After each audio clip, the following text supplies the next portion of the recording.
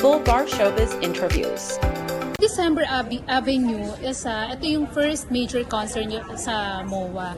So, ano lang muna yung feeling na finally after 15 years, parang ngayon pa lang talaga kayo nag-boom at masasabing ito na ba yung peak ng career niyo?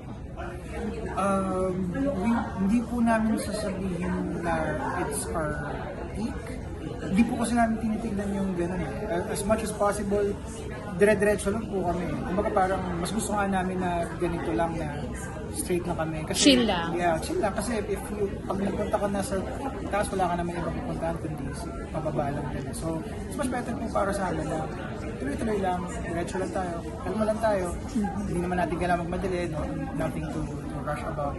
Pero, So wala kayong pressure na sa magiging outcome ng concert kung mag-click ba or hindi na it may break you or make you better pa as a band? Siguro the fact na nag-sold out siya. Oo. Sobrang, para sa akin yun na yun. Like, yun lang yun. Oh, pero yung pressure ko individually, I think sa amin natakot lang kasi hindi namin of course MOA Arena yun. Kumbaga parang usually pupunta kami MOA Arena to watch concerts din ng ibang artist eh. So hindi namin iniisip na parang masosold out ba natin to, makakabenta ba tayo ng tickets. So yun yung fear talaga namin from the very beginning. Pero actually now, since yung goal namin is to, celebrate yung existence natin for 15 years, doesn't matter kung makabenta tayo ng ticket or hindi. Diba? So mas na-achieve natin na nagawa natin ito sa MOA Arena. Yeah. Di kung walang bumili ng tickets, tayo na lang bumili. Tapos pamigay natin tickets, parang ganun yung mindset namin. Kaya nung na-sold out yung tickets, tapos nag-add ng mga seats, so very surprised kami and very fulfilled na parang wow, diba? Parang meron pala tayong ganitong klaseng fan base na they're willing to pay to watch us. Of course, we made it very affordable talaga. Kasi hindi talaga yun yung goal namin na to make money.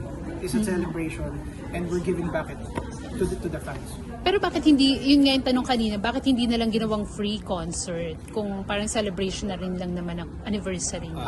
Kasi po, kung kami lang, okay lang sa amin na walang bayad. Pero sa yung logistics po, yung technical team, yung Actually, yun po talaga yung actually mahirap sa paggawa ng concert. Kaya ganyan yung ticket, para lang mabawi yung ginastos. Siyempre yung millions mo. Oo, na-produce. Kasi unang-una, babayaran natin of course yung mga sound system, yung venues, alam mo yun, tapos yung securities, yung mga tao na involved, yung mga staff nila, of course lahat yan may talent fee, yung crew din namin may talent fee, kumbaga parang it's a job for them, di ba? Trabaho nila yun. So, we made sure na balance lang, na parang kikita tayo ng konti, di ba? At the same time, hindi masakit sa bulsa ng mga fans natin, di ba? Na enough lang na para to pay yung production na nag-produce ng show, na gumastos, na nag-invest for this show to happen. And of course, medyo may konting lumita din ng konti.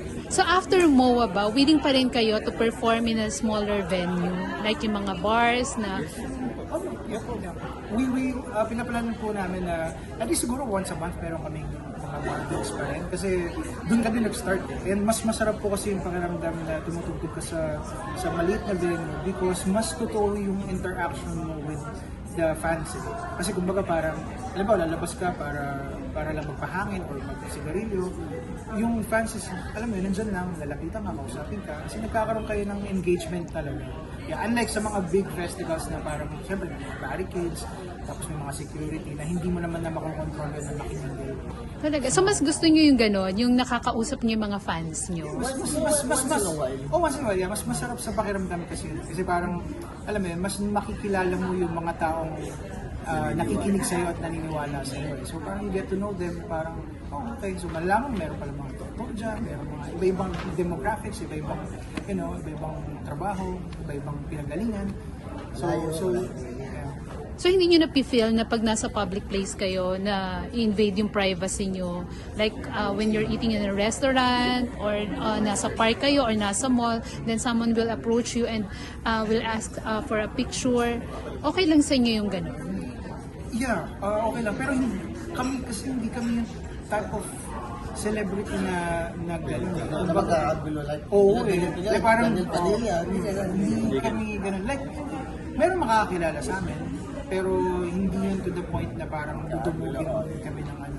And it's nice na parang pag may nakakilala sa amin, it's nice na parang, uy, nakilala ko itong masarap sa pakiramdam. Pero pa isa-isa lang yung sa mall, dalawa, ano lang, hindi yung like, biglang Halimbawa, yung mga sales staff, pag bibili ka sa mall, sa cashier. And kanina na-mention mo na sabi mo nga, chill lang yung grupo nyo.